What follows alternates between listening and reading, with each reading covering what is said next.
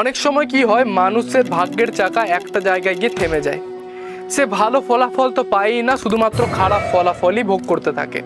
যদি আপনারও এই জিনিসটা ঘটেছে তাহলে এই ভিডিওটা আপনার জন্যই।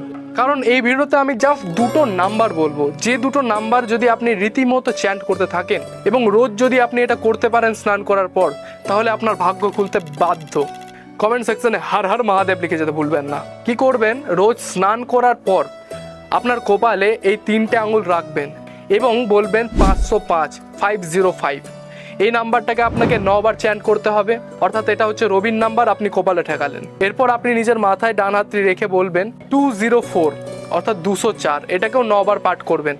দেখবেন আপনার শুক্রটা মজবুত হবে, যার কারণে রবি দেবে আপনাকে যশমান, খ্যাতি, প্রতিপত্তি এবং শুক্র দেবে আপনাকে লাক্সারি। এই দুটোর কম্বিনেশনে যে চাকাটা বন্ধ হয়ে গেছিল ঘোড়া, সেই চাকাটা পুনরায় ঘুরতে শুরু করবে। ভিডিওটি ভালো লাগলে অবশ্যই লাইক করে দেবেন। জয় গুরু বামদেব, জয় মা তারা।